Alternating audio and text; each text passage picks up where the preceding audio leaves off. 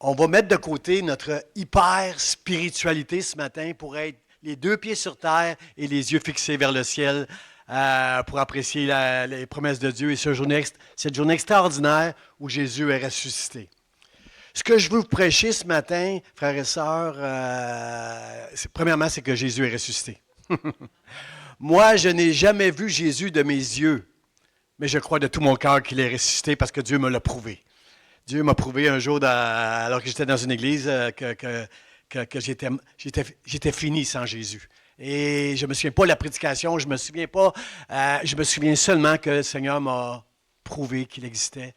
Et c'est ce qu'on a besoin, frères et sœurs. On a besoin que Dieu intervienne ponctuellement, une fois pour toutes, pour nous donner la foi, mais aussi quand on a la foi, il a besoin de venir nous rassurer. J'ai aimé dans la prière de Nicole tantôt, lorsqu'elle a dit, notre sœur Nicole, elle vivait une certaine inquiétude. Puis en lisant la parole de Dieu, Dieu est venu la fortifier dans son inquiétude. Depuis que tu es tout petite, que je prends soin de toi, je vais prendre de toi jusqu'à temps que tes yeux se ferment. Frères et sœurs, c'est ça que je veux enseigner ce matin. Je veux vous enseigner que la foi,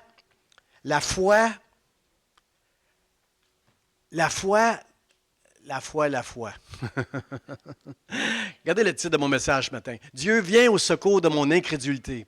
Je veux qu'on comprenne. Ça fait bizarre, vous allez dire, pour le pasteur de prêcher un message comme ça, l'incrédulité. Je veux qu'on comprenne, frères et sœurs, ce matin. Je veux qu'on soit très honnête, très intègre. L'intégrité, c'est d'être honnête, d'être vrai. Trop de chrétiens sont super spirituels, mais ils ne sont pas vrais. Quand ils sont éprouvés, ils sont brisés. Ils ont besoin de la grâce de Dieu. Si vous avez besoin de la grâce de Dieu ce matin, ce message, c'est pour vous. Je veux adresser deux sortes de personnes ce matin. Ceux qui ont besoin que Dieu enfonce le clou de la foi pour qu'ils se convertissent. Vous savez, il y a ceux qui croient en Dieu, mais ils ne sont pas encore dans la conversion. Conversion, c'est que tu es un enfant de Dieu. Là. Tu es assuré que tu t'en vas au ciel pour l'éternité, peu importe ce qui va arriver dans ta vie. Mais il y a aussi des chrétiens qui ont besoin, à divers moments dans leur vie, comme Nicole nous l'a si bien partagé ce matin, on a besoin dans des moments dans notre vie d'être encouragés par Dieu, fortifiés dans notre foi, et c'est ça que Dieu veut faire pour chacun de nous. Et c'est ça, on voit ça dans la parole du commencement des temps jusqu'au dernier livre de la Bible, on voit des hommes et des femmes de Dieu qui sont encouragés par Dieu parce qu'ils passent des moments difficiles. Peut-être s'il n'y a personne qui passe des moments difficiles, mais au cas où un jour ça vous arrive, je veux prêcher ce matin, Seigneur, Dieu, viens au secours de mon incrédulité. Je veux faire tout de suite la nuance entre les deux sortes d'incrédulité que je veux parler ce matin. Il y a une incrédulité que Dieu ne peut pas, que Dieu déteste, que Dieu ne peut pas, comment je vais dire, qui n'existe pas devant Dieu, qui n'est pas convenable devant Dieu. L'incrédulité, frères et sœurs, c'est jamais je ne me soumettrai à Dieu. Comprenez-vous que cette incrédulité-là nous ferme les portes du ciel, nous ferme les portes de la foi. Si tu es là, puis tu dis, jamais je ne voudrais me soumettre à Dieu, ben ça, c'est une incrédulité que Dieu ne peut pas t'aider. Mais moi, je veux parler d'une incrédulité qui admet, dans des moments de sa vie, ses faiblesses. Qui admet que, Seigneur, j'ai besoin de toi, il faut que tu me viennes en aide. Qui crie à Dieu. Cette incrédulité-là, ces doutes-là, ils vont toujours être, comment je pourrais dire, tu vas toujours, la vraie foi, c'est celle qui finit toujours par se soumettre à Dieu. Comprenez-vous, frère et sœur? Puis je lisais un article ce matin, moi, sur mon téléphone, chaque jour, même le dimanche. Chaque jour, je regarde le filet. Je vais être connecté avec l'actualité. J'ai un filet de nouvelles sur mon téléphone. Il y en a toujours une douzaine que je lis le matin. Là, ça prend 3 minutes. Je lis pas tout l'article, je lis juste les titres, là, puis vite. Puis il y avait un article d'une femme, une travailleuse du sexe, qui était prise dans la drogue, qui était malheureuse, qui était dans toutes sortes de choses. Puis elle expliquait dans vite, j'ai lu en diagonale. Moi, je suis bon pour lire, je suis capable de lire une page comme ça, résumer toute la page là, en 30 secondes. Juste ce don-là de lire en diagonale. Elle disait dans son texte qu'elle était prise dans l'alcool, elle était prise dans la drogue, elle était prise dans la misère.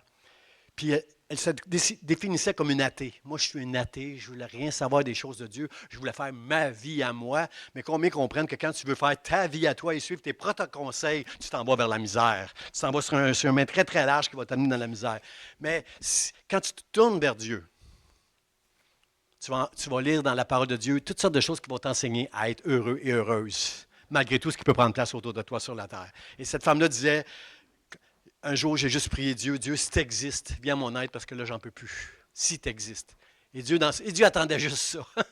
Il attendait juste cette parole-là pour venir en aide à cette femme-là. Et depuis 2023, cette femme-là fréquente une église, proclame le nom de Jésus-Christ, a été sauvée, pardonnée complètement. C'est une sœur.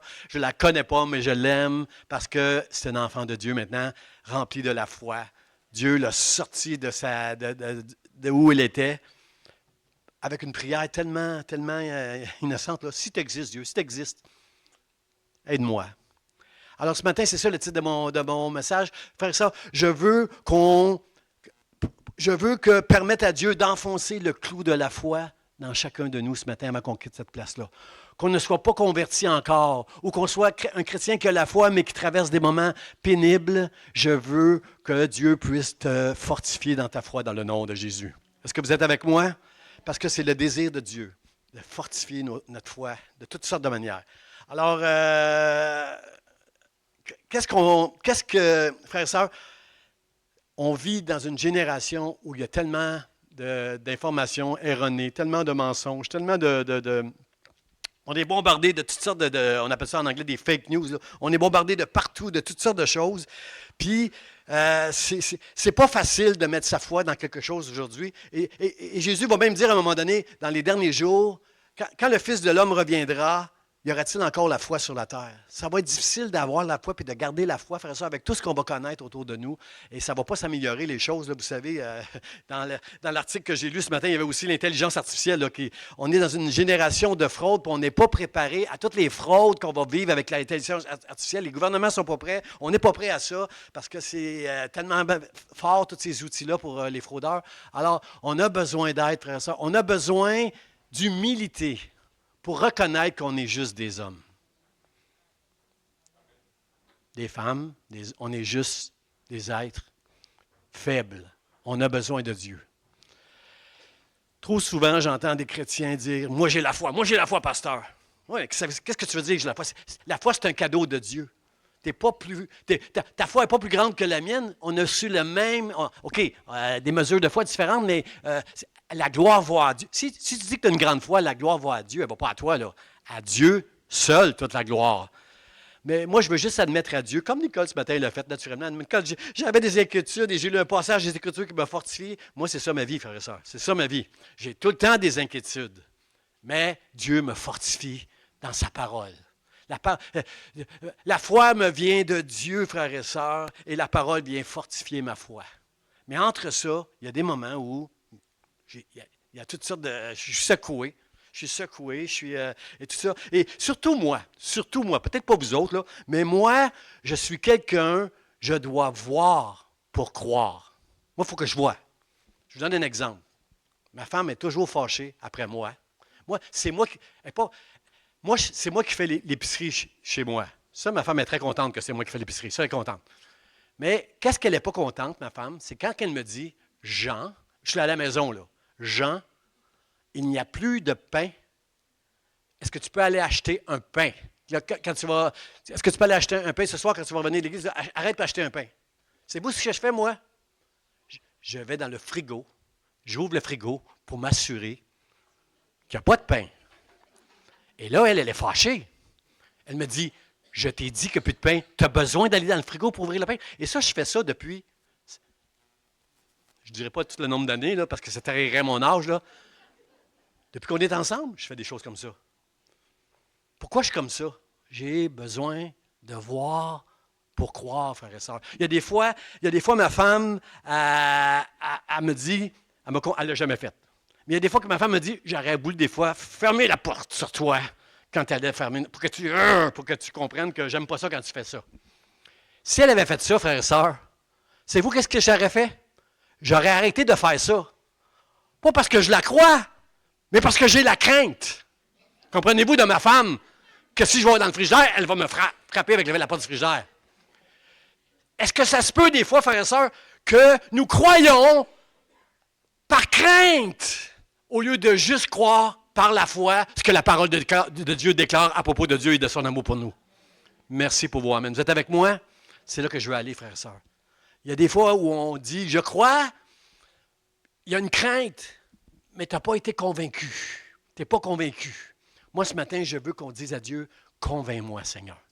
Viens au secours de mon incrédulité. Je ne veux pas marcher avec toi en proclamant que j'ai la foi, puis à chaque fois qu'il m'arrive des difficultés, là, vouloir m'enfuir puis courir, je veux avoir une foi qui est forte, qui est avec moi, puis qui va me suivre, Seigneur. Aide-moi, Seigneur, dans cette foi-là. Alors, moi, je suis comme ça, frères et sœurs. Pourquoi on est comme ça des fois? Moi, je me compare beaucoup à Thomas. Savez-vous pourquoi je suis comme ça? Peut-être parce qu'il m'est arrivé dans ma vie d'être trompé des fois. Est-ce que ça se peut qu'on est trompé des fois? Je pense que quelqu'un qui était marié je pense à une femme qui était mariée à un homme qui a dit, je vais t'aimer toute ma vie, moi je vais prendre soin de toi, je vais être fidèle dans les bons jours, dans les mauvais jours. Ça se peut-tu que si ça ne marche pas, le mariage pas le divorce, ça se peut-tu qu'elle soit un peu plus prudente le prochain mariage quand quelqu'un va dire je t'aime? Est-ce que ça se peut? Ça se peut que, je pense que j'ai peut-être été trompé. Je ne sais pas pourquoi je suis comme ça, je n'ai jamais été consulté. Là.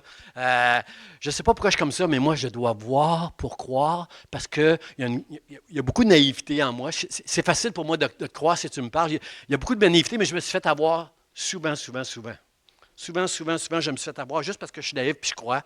Si tu me dis, je vais croire ce que tu me dis, mais j'ai besoin de la grâce de Dieu pour discerner si tu es en train de m'avoir. Là. J'aime pas être trompé. Je suis comme Thomas, là, mettez-vous à la place de Thomas, là. Il a tout quitté pour suivre Jésus. Il croit que Jésus, c'est lui qui va amener le règne en Israël, qui va être le roi en Israël, puis qu'il va ramener comprenez-vous? Puis là, il est mort sur la croix. Comprenez-vous que pour Thomas, là, il était trompé. Quelque part, il était trompé. Il est déçu. Puis quand on lui dit, il est ressuscité, là, quand je le verrai, je croirai. Je suis comme ça, moi. Moi, je dois voir pour croire. Ça me prend beaucoup de foi pour croire quelque chose que je ne vois pas. Et quand j'y arrive, c'est Dieu, frères et sœurs. C'est pas moi. Je ne suis pas meilleur. J'ai pas une plus grande. C'est pas parce que je suis pasteur puis je prêche l'Évangile que j'ai une plus grande foi que vous. Je donne toute la gloire à Dieu. Je crois dans la parole de Dieu. Je crois que la parole de Dieu, c'est la vérité, frères et sœurs. La loi est venue par Moïse, mais la grâce et la vérité sont venues au travers de Jésus-Christ. Je crois de tout mon cœur parce que Dieu me l'a prouvé dans mon cœur. Mais en même temps, il y a des moments dans ma vie où j'ai des moments d'inquiétude. Il y a des moments dans ma vie où je suis... j'ai peur, je pleure, je me plains. Comprenez-vous? Mais à la fin, ma foi me permet de me soumettre à Dieu puis de me confier en lui. Je mets ma confiance en Dieu. À la fin de tout, j'arrive à faire ma confiance en Dieu. Mais j'aimerais que vous me voyiez chez moi dans mon sous-sol, quand je passe des moments difficiles, comment je peux pleurer et me plaindre devant Dieu pour être ensuite fortifié. Parce que Dieu veut faire avec toi ce matin. Si tu es assez humble pour reconnaître que des fois, tu n'y arrives pas, Dieu est là pour te fortifier. Je vois la foi comme une planche avec un clou. J'aurais dû amener ça pour faire une meilleure illustration. Puis à chaque fois que j'ai un bon point, je taperai sur le clou, sur la planche, pour que la foi pour que tu puisses comprendre que ce que Dieu veut, c'est fortifier ta foi. Mais ta foi ne sera jamais parfaite. Ta foi ne sera jamais invincible, sinon par la grâce de Dieu. C'est normal. Moi, je parle avec une femme, ça fait 10 ans que son mari est décédé. Elle pleure encore, frères et sœurs, parce qu'elle aimait son mari. Elle a fait un bon mariage.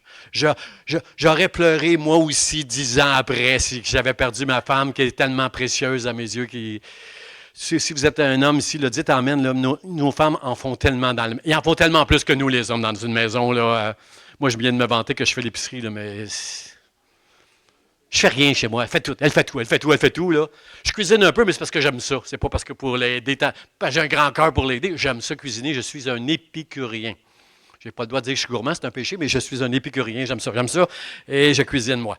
Et tout ça pour dire que Dieu veut juste nous aider dans notre foi quand on passe des moments difficiles. Et c'est pour ça ce matin qu'on va terminer avec cette prière-là. Dieu, viens au secours de mon incrédulité. Aide-moi quand je doute à fortifier ma foi parce que je crois en toi. Mais la foi, ce n'est pas de croire en Dieu. La foi, elle finira toujours par se soumettre à la volonté de Dieu. C'était pas drôle ce que Jésus allait vivre à la croix. Puis à Gethsémani, il a fait une prière très honnête.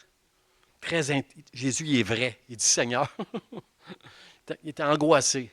Mais j'aimerais ça prendre un autre chemin, mais pas ma volonté, que ta volonté soit faite. La foi ce matin, c'est de vouloir faire la volonté de Dieu. Est-ce que j'ai des hommes et des femmes ici qui veulent faire la volonté de Dieu? Amen, amen. Frères et sœurs, je pense aux apôtres.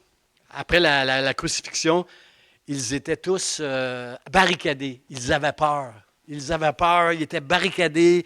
Et puis, ils n'ont pas cru les femmes quand ils sont venus annoncer que Jésus était mort. Ouais, ils n'ont pas cru. Ils ont cru que.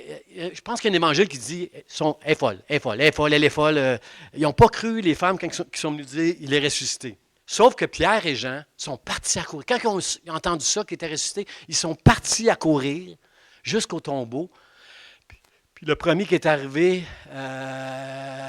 c'est Jean. C'est Jean, il est resté juste sur le bord. Puis après ça, c'est Pierre qui est rentré dans le tombeau. Et la Bible nous dit que Pierre, lui, il était étonné de voir ce qu'il voyait. Juste étonné.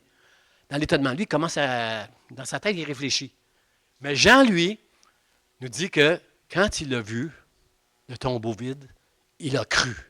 Jean, lui, s'est souvenu des paroles de Jésus-Christ. Alors lui, quand il l'a vu, il a cru. Il a été convaincu quand il a vu le tombeau vide. Mais Thomas, lui, qui n'était pas là, puis à un moment donné, Jésus est venu même, alors que la porte était barrée, la porte était verrouillée, la Bible dit. Ils avaient peur des Juifs et Jésus est entré au milieu d'eux. Frères et sœurs, j'aimerais vous dire qu'il n'y a aucune porte qui est verrouillée pour Dieu.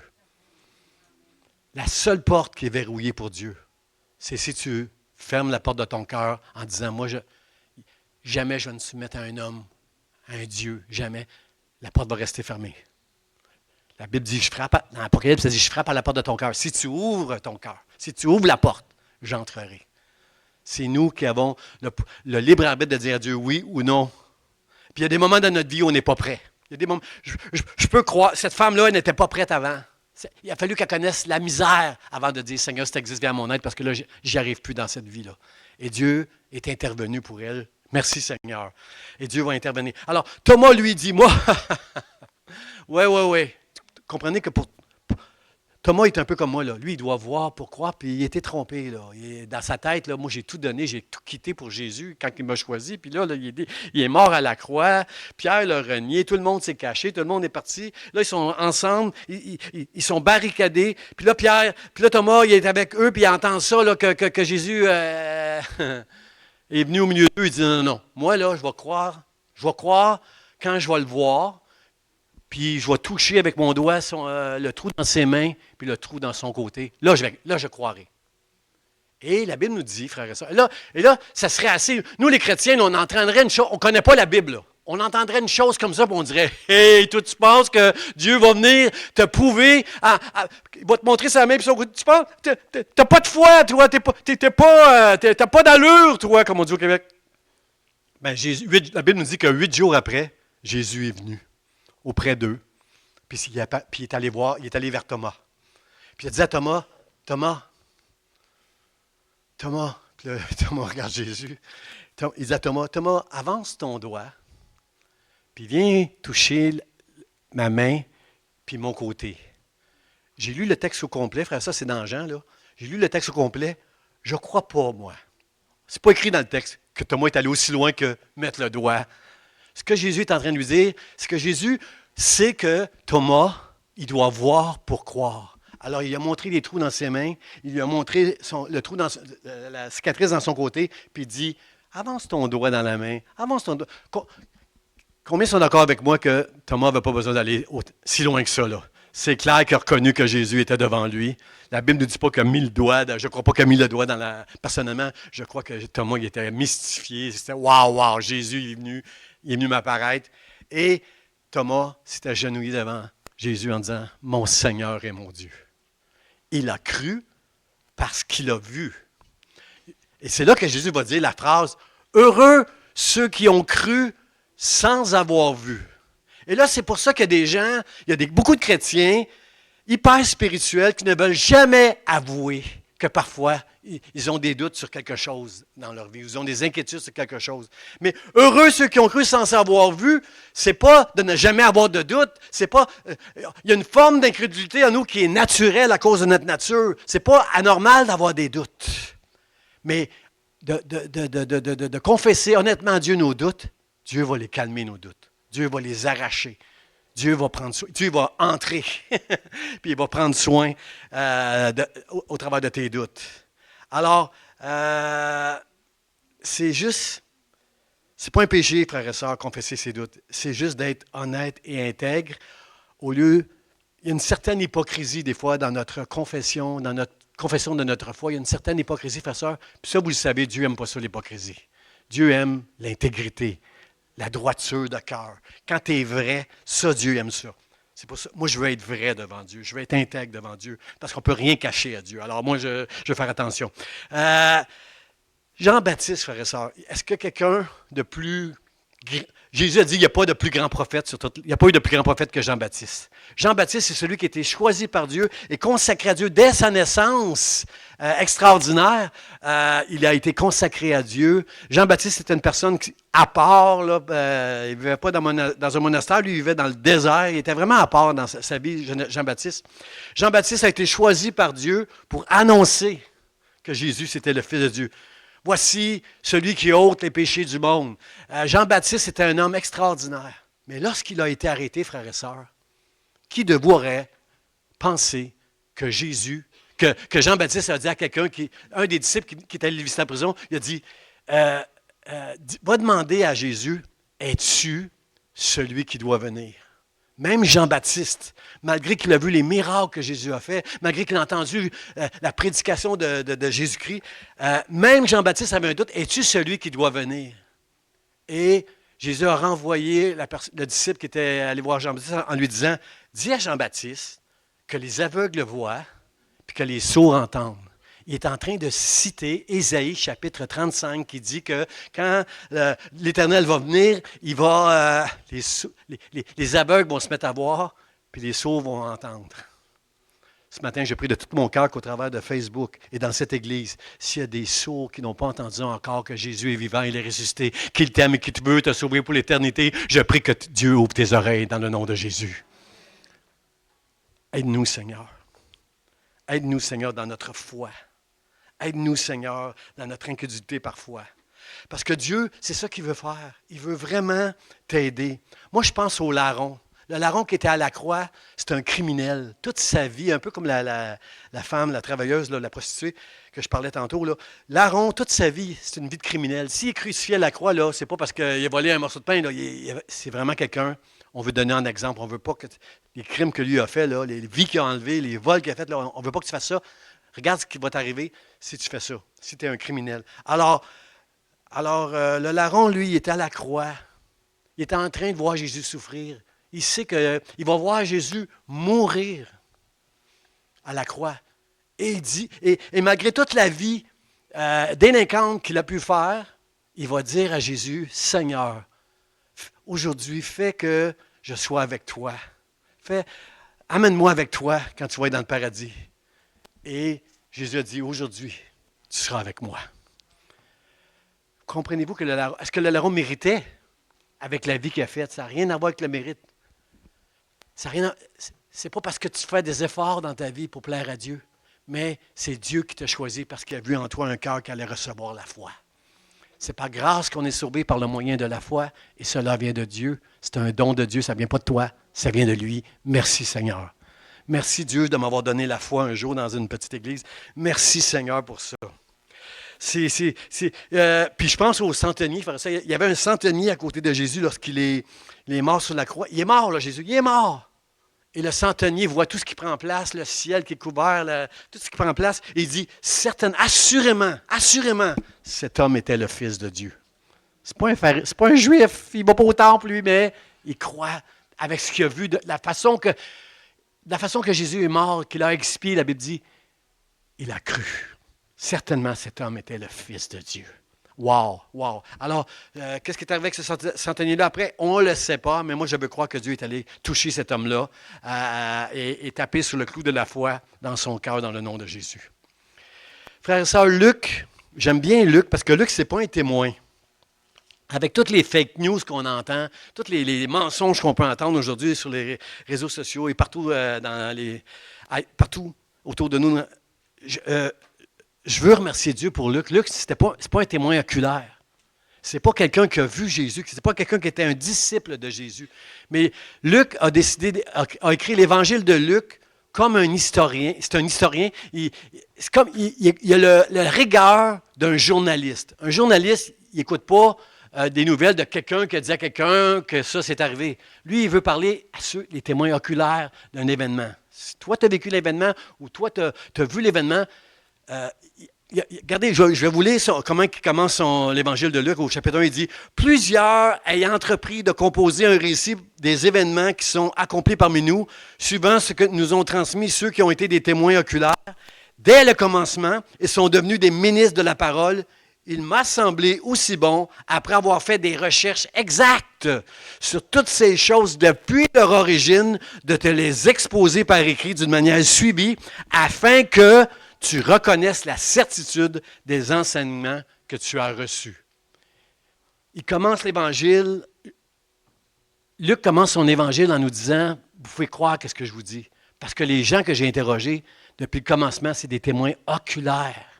Frères et sœurs, la Bible nous dit, Paul nous dit dans 1 Corinthiens, chapitre 15, que Jésus s'est montré à plus de 500 témoins à la fois. C'est beaucoup, c'est difficile pour des gens qui ne sont pas chrétiens, comment je pourrais dire, comment ils font pour ne pas croire dans la résurrection de Jésus. Devant la loi, 2 ou 3 témoins, c'est suffisant pour condamner quelqu'un ou pour absoudre quelqu'un. 2 et 3 témoins qui témoignent, c'est dans la loi, et ils ont bafoué la loi, les pharisiens. Ils ont bafoué la loi parce qu'ils envoyaient des faux témoins pour dire que Jésus n'a pas été ressuscité, lui, son corps a été volé. Alors, tout ça a pris place, frères et sœurs. Moi, Jésus m'a convaincu qu'il était mort pour mes péchés, qu'il était ressuscité. Et aujourd'hui, c'est la parole de Dieu qui m'encourage, qui me fortifie. Et quand je suis découragé, c'est Dieu qui m'encourage, frère et sœur, au travers de la parole. Même chose que Nicole ce matin nous a dit, là, juste un passage. Tu décides que tu vas lire un psaume un matin, puis tu lis juste 3 mots. Puis Dieu te parle à ton cœur. Tu n'es pas capable d'aller plus loin parce que ton cœur a été convaincu par une parole, parce que le Saint-Esprit est venu te toucher puis enfoncer le clou de la foi puis de la confiance que tu dois mettre en Dieu. Merci Seigneur pour ça. Le texte, je vais aller vite, très ça. Le texte que je veux lire ce matin, c'est dans Matthieu 28, versets 5 à 7, ça dit « L'ange prit la parole et dit aux femmes, pour vous, ne craignez pas, car je sais que vous cherchez Jésus qui a été crucifié. Il n'est point ici. Il est ressuscité, comme il l'avait dit. Venez, voyez. » Voyez-vous ici comme un ange? Ces femmes-là, il fait la même chose avec ces femmes-là qu'il aurait fait avec moi. Viens, Jean, viens, puis bois. Venez et voyez le lieu où il était couché. Et allez promptement dire à ses disciples qu'il est ressuscité des morts. Et voici, il vous précède en Galilée. C'est là que vous le verrez. Voici, je vous l'ai dit. Frère, ça, mon premier... juste avant, là, juste pour résumer ça, là, on est le matin, après le sabbat, on est le matin à l'aube, les premières lueurs du soleil. Les femmes sont là pour aller au tombeau. Et la pierre a été roulée. La Bible nous dit qu'il y a eu un séisme, un tremblement de terre. Un ange est venu, il a roulé la pierre, il s'est assis dessus. Les gardes sont terrifiés, ils ont peur, ils sont comme morts, la Bible dit. Et là, l'ange que Dieu a envoyé, il dit aux femmes, il est ressuscité des morts. Voici, il vous précède en Galilée. Allez le dire à ses disciples, là. Allez dire à ses disciples qu'il est ressuscité. Alors, mon premier point, c'est que Dieu sait. Dieu est omniscient. Dieu, il sait tout. Il connaît ton cœur, il connaît mon cœur. Il sait comment gérer les situations avec chacun de nous. Dieu, il sait. Ici, là, le « vous » il est important. L'ange prit la parole et dit aux femmes, « Vous ne craignez pas. » La Bible nous dit que les gardes sont comme morts. Ils sont terrifiés à cause de la vision des anges qu'ils ont vus. Il a roulé la pierre, il est assis sur la pierre. Les autres sont terrifiés, ils sont comme morts. Puis en fait, ils sont proches d'être morts parce qu'ils avaient été payés. Ils avaient été payés par les pharisiens, les anciens, pour garder pour être sûr que personne ne vienne voler le corps de Jésus. Il avait peur que quelqu'un vienne voler le corps et dise « Il est ressuscité comme il l'avait dit. » Eux, ils croyaient plus. Ils avaient plus peur que Jésus ressuscite que les disciples avaient la foi que Jésus allait ressusciter. Alors, il dit aux femmes « Vous, là, ne craignez point. » Pourquoi il dit aux femmes « Vous, ne craignez point? » Il dit la même chose à chacun de nous qui croyons en Dieu. Nous qui croyons en Dieu, on n'a pas à craindre parce qu'on appartient à Dieu.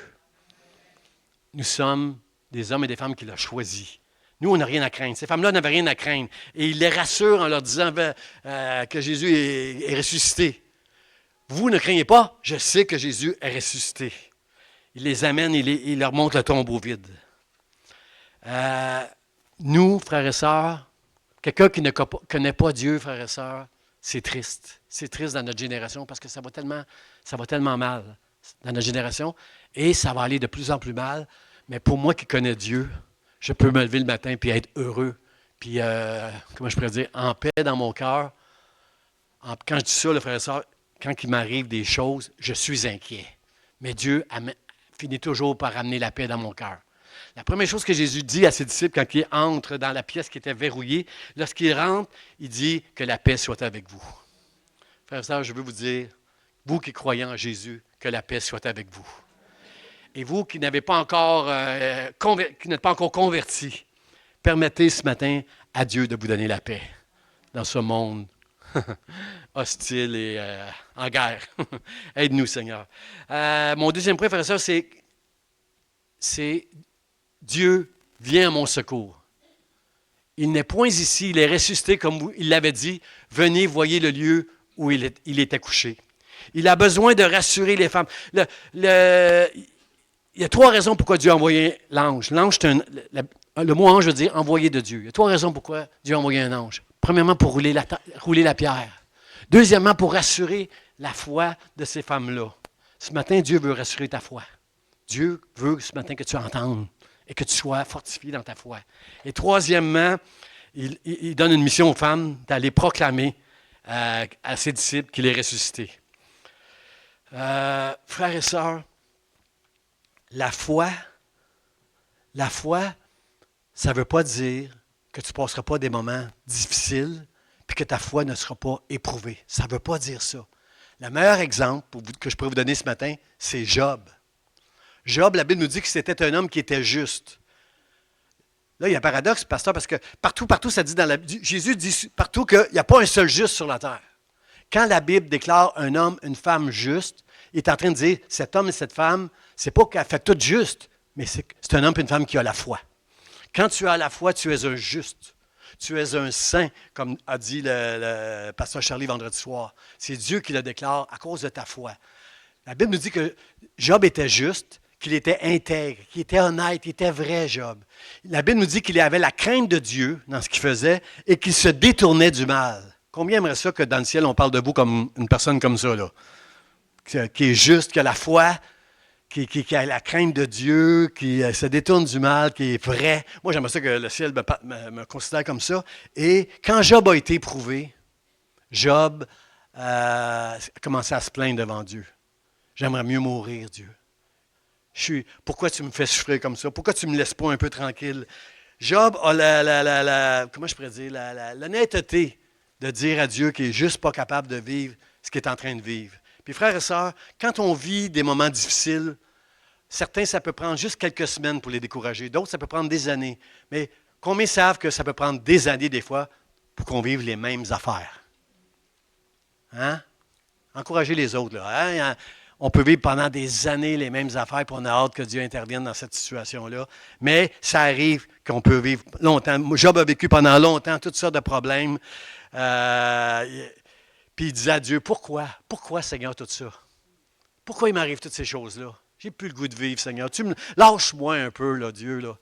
Puis à la fin, il va entendre la voix de Dieu, Job. Dieu va adresser Job, il va l'encourager il va l'encourager. Il va le chicaner. Il va dire, Job, pourquoi tu me reprends? Pourquoi tu me parles comme ça pour que je te fasse un droit? Pourquoi tu veux-tu anéantir ma justice? Est-ce que tu connais mes desseins, Job? Et là, Dieu va parler à Job à un point où Job va dire à la fin, Seigneur, je me repens. Je me repens. Mon oreille avait entendu parler de toi, mais maintenant, mes yeux te voient. Je t'ai vu. Dieu s'est révélé à Job. Il n'a pas vu Dieu. Il n'y a personne qui n'a jamais vu Dieu dans la Bible. La Bible dit que Dieu s'entoure c'est une tempête autour de son trône. Il n'a pas vu Dieu, mais il dit, mon oreille t'a vu en voulant dire, parce que, frère et sœur, je n'ai jamais vu Jésus. mais je vois Jésus.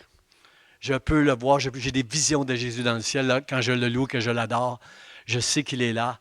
Et c'est ici que Job, maintenant, a été encouragé, fortifié. Il dit, je me repens, mon oreille avait entendu parler. Maintenant, mon œil te voit. Je sais que mon Rédempteur est vivant et qu'il se lèvera le dernier sur la terre. Un jour, je vais fermer les yeux sur cette terre, mais je vais être avec Dieu pour l'éternité parce qu'il est vivant, mon Rédempteur.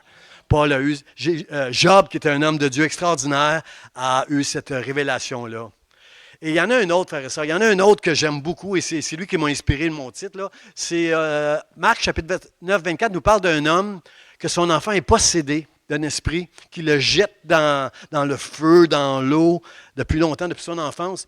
Et à un moment donné, c'est-à-dire, Jésus est sur le mont des transfigurations avec Pierre, Jean-Jacques, et il descend du mont de transfiguration, et il s'en va vers ses disciples. Et là, il y a un homme qui est là, puis il dit à ses disciples, qu'est-ce qui se passe? Qu'est-ce qui se passe? Et l'homme dit, j'ai amené mon fils à tes disciples, parce que bon, il y a un mauvais esprit sur mon fils, puis il fait faire toutes sortes de choses, il le blesse, il blesse mon enfant, il le jette dans le feu, et tes apôtres n'ont plus rien faire pour lui. Tes disciples n'ont plus rien faire pour lui.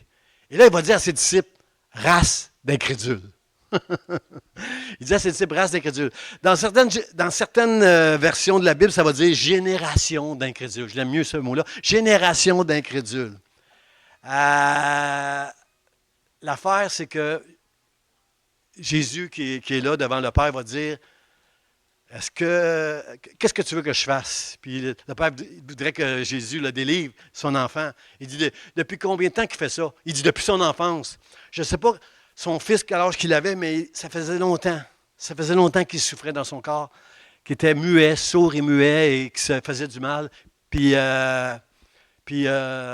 Jésus dit, crois-tu que je peux guérir ton fils, le libérer? Il dit, puis là, le monsieur va dire, si tu peux, aie compassion de moi, si tu peux.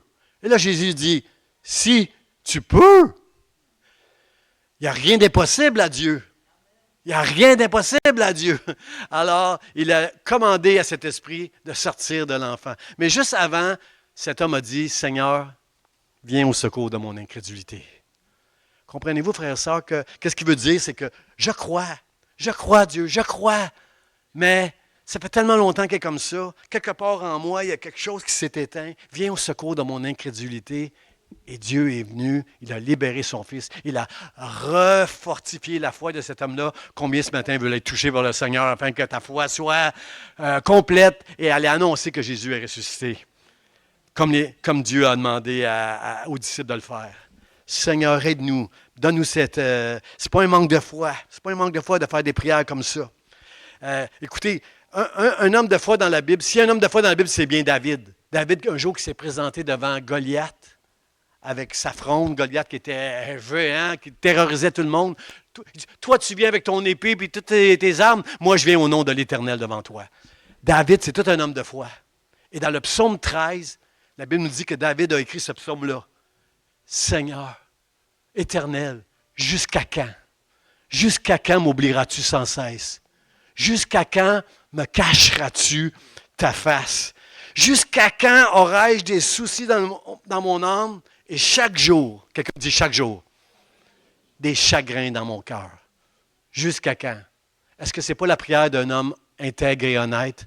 Un homme qui a vu Dieu le délivrer de la main de Saül. Un homme qui a vu Dieu le délivrer de Goliath. Un homme qui a vu Dieu l'installer sur le trône. Un homme qui a vu Dieu lui pardonner ses péchés. David dit, jusqu'à quand, au psaume 13, jusqu'à quand aurai-je des soucis dans mon âme? Combien comprennent que des prières sincères, intègres et honnêtes comme ça, Dieu attend juste ça pour venir à notre secours, puis nous aider. Puis, celui qui a la foi en Dieu, il ne sera pas toujours visité au moment que lui le veut, mais au moment que Dieu le veut. Et il sait qu'un jour, Dieu va venir, parce qu'il a la foi en Dieu. Frères et sœurs, mon troisième point, c'est que nous sommes appelés à proclamer ce matin à nos amis, à ceux qui nous entourent que Jésus est ressuscité. L'ange donne une mission aux femmes, il dit, allez promptement dire à ses disciples qu'il est ressuscité des morts, et voici, il vous précède dans Galilée, et c'est là que vous le verrez. Voici, je vous l'ai dit. l'ange, le voici, je vous l'ai dit, ça parle. Je lis entre les lignes, moi, avec cette phrase-là. Voici, qu'est-ce qu'il y a? Je te l'ai dit, là. En voulant dire, fais ce que tu veux avec ce que je viens de te dire, mais là, moi, j'ai rempli ma mission, je l'ai dit. Frères et sœurs, nous avons une mission de proclamer que Jésus est ressuscité. Êtes-vous d'accord avec moi? Voici, je vous l'ai dit. Maintenant, c'est dans vos mains. C'est dans vos mains. Frères et sœurs, je veux que vous compreniez une chose. Nous, on annonce l'Évangile, mais c'est Dieu qui sauve. C'est le Saint-Esprit qui va convaincre les gens. C'est pas toi. Quand même, tu mettrais une personne attachée à côté de moi, puis tu me dis, pasteur, je vous la laisse pendant 3 jours, parlez-lui de l'Évangile, assommez-la avec votre Bible, il faut qu'elle se convertisse. C'est pas moi qui sauve, c'est Dieu qui sauve.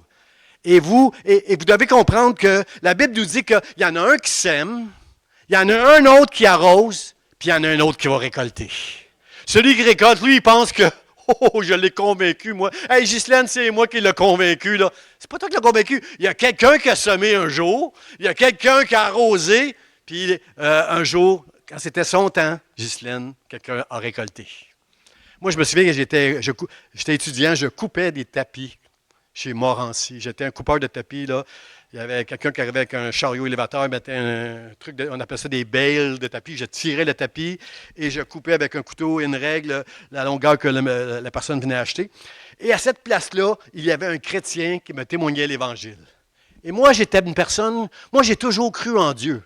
Que tu sois un musulman, un juif, un chrétien, un témoin de Jéhovah, parle-moi de Dieu, moi j'aime ça. Et lui, Jean-Pierre, c'était un chrétien qui me parlait de Dieu, il avait sa Bible, puis il parlait de Dieu, puis il est venu chez moi à un moment donné, puis quand il venait chez moi, on fermait la porte de ma chambre, et je me souviens que ma soeur était un peu curieuse et inquiète aussi un peu pour moi. Mais qui est ce gars qui arrive dans la chambre à mon frère avec sa Bible, là? Et finalement, il m'a laissé une Bible à un moment donné. J'ai perdu Jean-Pierre de vue, et c'est ma soeur qui, en lisant la Bible, a connu Dieu avant moi. Commencé à fréquenter une église avant moi. Et elle m'a invité à son église. Et à cette église, la foi que Jean-Pierre avait semée dans mon cœur, ma sœur et l'église qu'elle fréquentait ont arrosé ma foi. Et un jour, j'étais dans une réunion et le Saint-Esprit est venu sur moi et j'ai compris que j'étais perdu sans Jésus. Je ne pourrais même pas vous dire c'était quoi le message. C'était pas un messager local. C'est pas le pasteur qui m'a sauvé. C'est pas le messager local qui m'a sauvé. Le Saint-Esprit est venu me convaincre que je suis fini si je n'ai pas Jésus-Christ dans ma vie. Si je ne reçois pas le salut et la réconciliation avec Dieu au travers de sa mort à la croix. Et j'ai cru ce jour-là. Et depuis que ce jour-là, ma foi, elle est fortifiée au travers des Écritures. À chaque fois que je lis la parole de Dieu, Dieu fortifie ma foi. Et quand je passe des moments difficiles et que je prie à Dieu, je vois Dieu qui vient fortifier ma foi. Et des fois, c'est long avant que Dieu vienne fortifier ma foi, mais combien savent que Dieu vient? Un jour, il va venir. Tiens bon dans ta foi parce que même si tu souffres, Dieu, un jour, il va venir. Alors, Jean-Pierre a semé, l'Église a arrosé et le Saint-Esprit qui sauve est venu me convaincre. La parole de Dieu, c'est le fondement. C'est le fondement. Voici, je vous l'ai dit. Ma mission est accomplie aujourd'hui. Je vous ai dit, frères et sœurs, que Dieu, il veut toucher ta foi. Il veut fortifier ta foi. S'il y a quelqu'un ici ce matin, que tu crois en Dieu, mais tu n'es pas encore sur le chemin de la conversion, Dieu veut taper sur le clou de la foi pour que tu puisses avoir cette assurance que tu lui appartiens, qu'il est avec toi tous les jours jusqu'à la fin des jours et pour l'éternité dans le ciel. Dieu veut que tu saches ça. Et aussi, il veut aider les chrétiens à juste dire, Seigneur, aide-moi parce que j'y arrive pas. Je ne doute pas que tu existes. Je ne doute pas que je suis ton enfant, mais je traverse des moments difficiles. J'ai besoin de toi dans le nom de Jésus. On doit faire cette prière-là. Alors, je n'inviterai pas l'émission. Ils sont déjà là. J'aimerais juste passer à mon dernier point. Et le mot de la fin, c'est Jean, lorsqu'il a vu le tombeau vide, lorsqu'il a couru, quand les femmes ont dit il est ressuscité, personne ne croyait, mais quand Jean est arrivé au tombeau et il a vu que le tombeau était vide, Pierre lui était étonné. Pierre se posait des questions, mais Jean, lui, croyait de tout son cœur. À ce moment-là, les paroles que Jésus avait dit, le Fils de l'homme va être livré, ils vont me crucifier, mais je ressusciterai le 3e jour. Il s'est rappelé ces paroles-là, il l'a cru. Il dit ici, Jean nous dit, je vous ai écrit ces choses afin que vous sachiez que vous avez la vie éternelle, vous qui croyez au nom du Fils de Dieu. Amen. Frères et sœurs, si tu appartiens à Dieu, c'est sûr qu'il va faire cette œuvre-là dans ton cœur. Si tu appartiens à Dieu, tu n'as pas à t'inquiéter si un jour tu vas être... ceux qui appartiennent à Dieu, tôt ou tard, comme cette femme que j'ai lue ce matin dans l'article, là, tôt ou tard, si tu appartiens à Dieu, il va faire cette œuvre dans ton cœur pour que ta foi soit infaillible. Mais il y a des personnes ici ce matin, vous avez besoin, frères et sœurs, vous avez besoin de dire à Dieu, Seigneur, touche-moi ce matin. J'ai besoin de toi pour que tu te révèles à moi par ton esprit, que tu es vivant, que tu es ressuscité et que moi, tu veux faire de moi ton enfant. Aide-moi, Seigneur. Combien veulent faire cette prière-là ce matin? Peut-être pendant qu'on joue musicalement une pièce, là, je vais aller dans une prière avec vous. Et d'autres, vous avez besoin de dire, Seigneur, la vie n'est pas facile en ce moment, pour toutes sortes de raisons, dans ma maison, dans mon corps, avec mes enfants, avec mon conjoint. Peu importe ce que tu peux vivre, ce matin, Seigneur, j'ai besoin que tu me fortifies. Je veux aller annoncer que tu es ressuscité, que tu es vivant. Mais moi, j'ai besoin de connaître des victoires dans ma vie. J'ai besoin que tu m'aides, Seigneur. Moi, je ne suis pas si grand, Seigneur. Moi, je suis faible. Mais toi, tu es grand. Et je prie que tu m'aides à marcher, Seigneur, avec ma foi dans ce monde qui est de plus en plus difficile. Aide-moi, Seigneur. Aide-moi à bien me fortifier ma foi. Et moi, je veux proclamer que tu es ressuscité, que tu es vivant aux gens qui m'entourent, Seigneur, parce que ceux qui t'appartiennent, tu vas les toucher dans le nom de Jésus. Ne vous découragez pas d'annoncer l'Évangile, frères et sœurs, parce que peut-être tu fais juste semer. Peut-être tu dis, moi je sème, pasteur, pour on dirait que ça part au vent. Non, ça prend quelqu'un qui sème pour qu'un autre puisse arroser et quelqu'un finalement puisse récolter. N'arrête pas de semer, ne te décourage pas d'annoncer que Jésus est vivant et permets à Dieu ce matin de te toucher. Alors pour tous ceux qui ont besoin je vous invite à vous lever, frères et sœurs, que tous ceux qui ont besoin, ceux qui peuvent se lever, si vous êtes vous pouvez pas, levez-vous pas, que ceux qui le peuvent se lèvent. Je vais juste faire cette prière. Il y a quelques personnes ici, vous devez dire à Dieu, je crois, Seigneur, viens au secours de mon incrédulité. Comprenez-vous que la foi a besoin d'un coup de pouce de Dieu. Besoin d'un coup de marteau sur le clou de la foi. C'est ça, le clou de la foi. On a besoin de l'aide de Dieu. Et ce matin, j'aimerais juste prier avec quelques personnes. Seigneur, viens à mon secours. Viens te révéler à moi. Alors, juste priez avec moi, frères et sœurs. Seigneur Dieu, j'ai besoin de toi. Viens au secours de mon incrédulité. Je crois que tu existes. Je crois que tu as envoyé Jésus, ton Fils. Et je confesse que j'ai besoin de toi, Dieu. Que je suis un pécheur. Et je crois que tu m'aimes, que tu veux me sauver. Et je reçois dans mon cœur, par la foi, ton amour et ton salut dans le nom de Jésus. Amen. Et pour tous les autres frères et sœurs qui traversaient des moments difficiles, dites à Dieu, franchement, Seigneur, aide-moi, viens à mon secours. En ce moment, c'est pas facile dans ma maison, mais je sais que tu es là, Seigneur. Viens à mon secours, Seigneur. Moi, je ne sais pas quand tu vas intervenir dans ma vie. Peut-être c'est aujourd'hui, peut-être c'est seulement plus tard, mais viens aujourd'hui me fortifier dans le nom de Jésus. Amen, amen. Soyez bénis. Joyeuse Pâques à chacun de vous. Avec courage, allez annoncer, frères et sœurs, que Jésus est ressuscité. Amen. Amen. Gloire à Dieu. Est-ce qu'on peut remercier le Seigneur, frères et sœurs, en juste le... Amen. Gloire à Dieu. Amen. Nous allons maintenant prendre la Sainte Seine. J'invite mon frère Jocelyn et France, diaconesse ici à l'Église Vie d'Espoir, de s'approcher. On va distribuer les éléments. Vous pouvez prendre place pour quelques instants.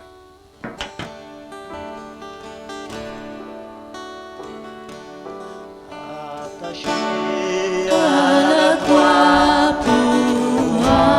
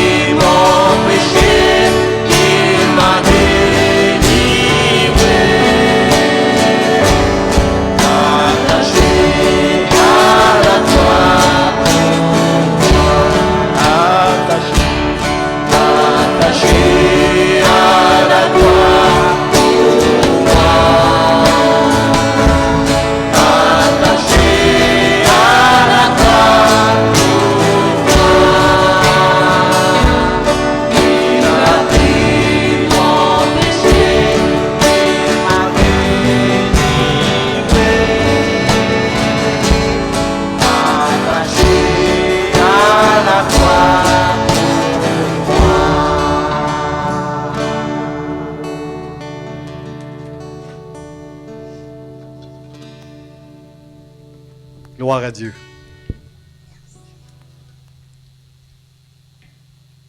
L'apôtre Paul nous dit dans 1 Corinthiens, chapitre 11, au verset 23, « J'ai reçu du Seigneur ce que je vous enseignais. C'est que le Seigneur Jésus, dans la nuit où il fut livré, il prit du pain. Après avoir rendu grâce, le rompit et dit, « Ceci est mon corps qui est rompu pour vous. Faites ceci en mémoire de moi. » Je vous invite à vous lever. Je vais demander à Jocelyn de prier pour le pain. Alléluia. Seigneur, nous bénissons ton nom ce matin pour cette journée de gloire éternelle que tu nous as accordée, Seigneur éternel. Merci, Papa, pour le Fils Jésus-Christ que tu nous as donné, Seigneur éternel, qui s'est livré sur la croix pour le pardon de nos péchés, le pardon de nos iniquités, Seigneur éternel. Car toutes nos fautes sont retombées sur lui, Seigneur. Merci, Seigneur, pour cette journée de victoire, Seigneur. Cette journée glorieuse, éternelle des armées. Parce que à cause de lui, Seigneur, nous avons été guéris de toutes nos maladies. À cause de lui, Seigneur éternel, nous avons été, Seigneur éternel, axés auprès de toi. Sois béni, Père, pour tout ce que tu as fait dans notre vie et tout ce que tu as fait à travers les âges, Père. Au nom de Jésus-Christ. Amen. Amen. Merci. Prenons le pain.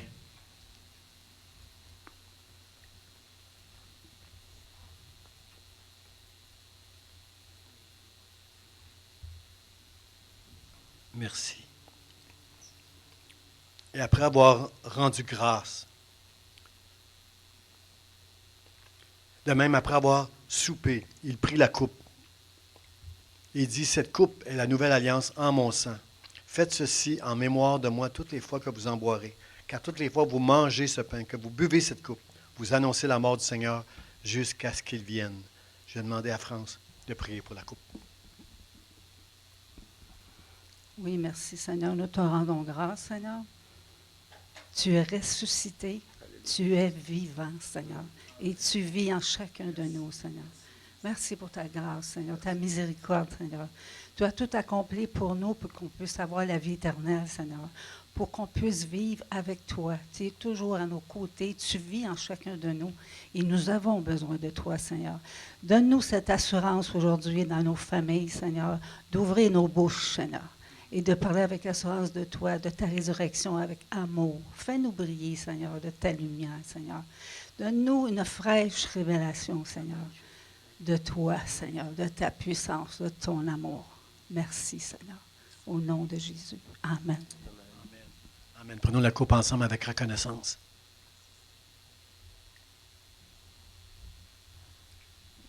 Merci. Seigneur, merci. Merci pour Vendredi Saint où tu es mort sur la croix, Seigneur. Merci pour le dimanche matin où tu es ressuscité, Seigneur, comme tu l'avais dit.